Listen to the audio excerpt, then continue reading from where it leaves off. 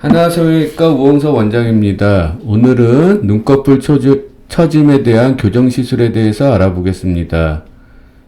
노화가 진행되면 탄력이 떨어짐으로써 눈꺼풀이 처지게 됩니다. 이 처짐의 보상 운동으로 눈썹을 위로 올려서 이마주름도 생기게 됩니다. 이를 개선하기 위해서는 기존에 여러가지 수술이 있는데 각각에 대해서 알아보겠습니다. 먼저 상안검 주름 수술입니다. 피부가 두꺼운 한국인의 경우 처진 정도를 단순히 이 수술로 해결한다면 조건이 맞지 않아 여러가지 어색함이 생기게 됩니다. 조건이 맞는 경우에는 이 수술이 자연스럽게 됩니다. 대부분의 한국 사람들은 단순히 처진 정도를 이 수술 단독으로 해서는 결과가 좋지 않은 경우가 많습니다. 그래서 대안은 처진 눈꺼풀을 얇은 데서 잘라내는 게 아니라 처진 눈꺼풀을 올려주는 시술이 필요합니다.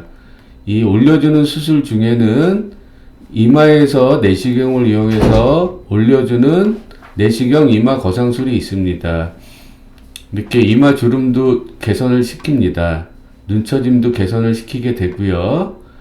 이렇게 동시에 이마 거상술과 동시에 눈꺼풀 쪽에서 눈썹 하나 이런 거를 한 수술이고요. 젊은 사람 같은 경우에 눈썹이 많이 떨어져 있는 경우에 눈을 좀 더 시원하게 하기 위해서 눈썹 거상술을 시행한 저는 모습입니다.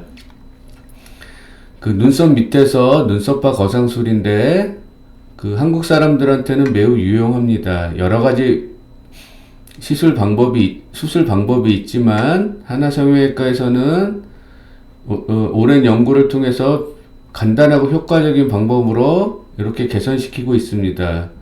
좋은 점은 눈썹발 거상술을 한 후에 다음날 모습인데 붓기 멍을 최소로 해서 시술하고 있습니다. 이런 경우에 기존의 눈매 교정술을 포함한 쌍꺼풀 수술과만 했을 때는 처짐이 동시에 있어서 같이 수술을 해서 개선시키게 됩니다. 기존에 쌍꺼풀이 있고 처지게 되는 경우에는 눈썹화 거상술을 하는 거고요. 눈꺼풀 자체에 눈매 교정술과 동시에 시술하게 됩니다. 이런 경우에도 당연히 피부 절개가 많다면 위에 두꺼운 피부가 얹혀서 어색해지는데 그런 거를 피하기 위해서 이렇게 복합적으로 수술하는 것이 중요합니다. 마찬가지로 쌍꺼풀이 있는 상태에서 눈썹화 거상술 한 거고요. 예외적으로 이마에서 올리는 수술은 비교적 큰 수술이기 때문에 흉이 좀 문제가 될 수는 있지만 이렇게 주름이 많고 이런 경우에 예외적으로 눈썹 위에서 직접 올리기도 합니다. 이런 경우에는 젊은 분들이 시행했을 때는 눈썹 위에 흉이 문제가 될 수 있으니까 젊은 분한테는 이런 수술은 피하게 됩니다.